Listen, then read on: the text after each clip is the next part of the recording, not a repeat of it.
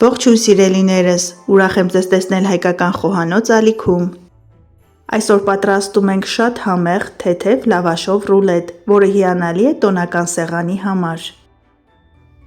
Պատրաստվում է շատ հեշտ, ունի գեղեցիկ կտրված և կարելի է պահել սառնարանում, անհրաժեշտության դեպքում արագ հյուրասիրել։ Լավաշով այս ռուլետը առաջինն է վերջանում սեղանից, և այն միշտ պահանջված է։ Փաթաթելու համար մեզ անհրաժեշտ է 2 հատ բարակ նուրբ լավաշ։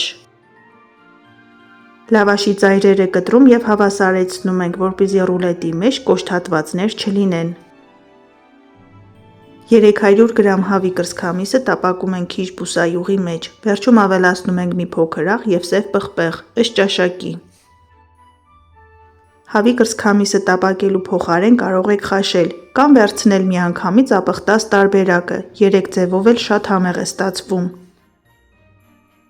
Հավի կրծքամիսը որքան հնարավոր է մանր կտրատում ենք։ Թարմություն, խրխրթանություն հաղորդելու համար խորանարդների ենք բաժանում 2 վարունգ։ Սիրելիներս, եթե առաջին անգամ եք միացել հայկական խոհանոց ալիքին, խնդրում եմ բաժանորդագրվեք և սեղմեք զանգակ կոճակը։ Հայկական խոհանոց ալիքում ձեզ սպասվում են շատ հետաքրքիր տոնական բաղադրատոմսեր։ Իդեպ, այս ռուլետի բաղադրիչներով կարելի է պատրաստել հրաշալի աղցան։ Բոլոր բաղադրիչները հիանալի են համադրվում։ Կարող եք վերջում ավելացնել մայոնեզ, սև պղպեղ և աղը ճաշակի և վերջ, աղցանը պատրաստ է։ Իսկ հայկական լավաշի մեջ փաթաթված ստացվում է հյութալի գեղեցիկ կտրվածք ունեցող ռուլետ։ Քերիչի մանր անցքերով անց ենք անցնում թարմ գազարը, մարանցնում ենք նաև 2 հավկիթ։ Այս ռուլետը անհնար է պատկերացնել առանց կանաչ սոխի և համեմի, որքան հնարավոր է մանր կտրատում ենք։ Նման սառը նախուտեստներ շատ հարմար է ունենալ ամանորին և օգտագործել ըստ անհրաժեշտության։ Քանի որ բաղադրատոմսի մեջ ձու կա, պահպանման ժամկետը կարճ է՝ 48 ժամ։ Ձվի փոխարեն կարող եք օգտագործել դեղին պանիր, այդպես էլ շատ համեղ է ստացվում։ Բոլոր բաղադրիչները նախապատրաստեցինք, մնում է միայն փաթաթենք ռուլետը։ Որպեսզի ռուլետը փաթաթելիս չպատրվի, վերցնում ենք 2 հատ նուրբ փափուկ լավաշ։ Մեկի վրա մի փոքր մայոնեզ ենք տարածում, դնում ենք հաջորդ շերտը, մայոնեզը այստեղ կատարում է սոսնձի դեր։ Հաս լավաշով համեղ չի ստացվում, լավաշը չի փափկում և ծամելը դժվար է, այդ պատճառով լավաշ ընտրելիս եղեք ուշադիր։ Ավելացնում ենք բաղադրիչները՝ գազարը, ձուն, վարունգը, այս շերտի վրա կավելացնենք մի փոքր աղ և սև պղպեղ, վերջում մի փոքր մայոնեզ։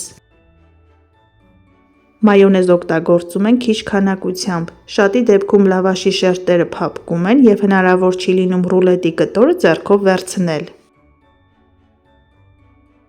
Կավելացնենք սոխը և համեմը, վերջում հավի կրծքամիսը։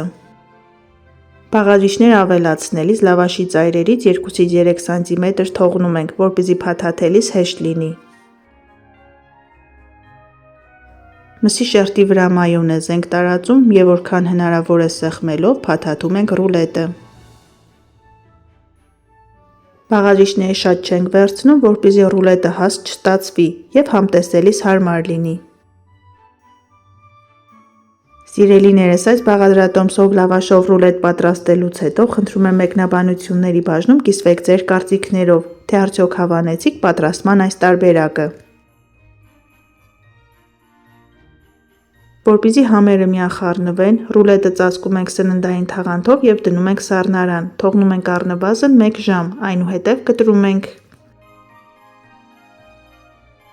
Ինչպիսի սառը նախուտեստներ եք պատրաստում ամանորին, շատ հետաքրքիր է, գրեք մեկնաբանություններում։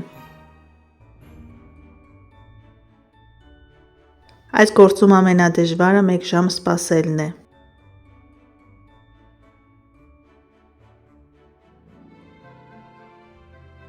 Ծայրի հատվածները հեռացնում ենք և 4-ից 5 սմ հաստությամբ կտրում ենք։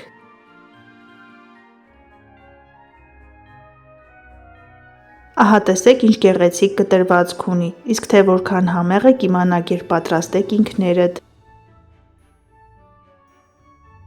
Ստացվել է անչափ փափուկ, հյութալի, հագեցած համերով և գույներով։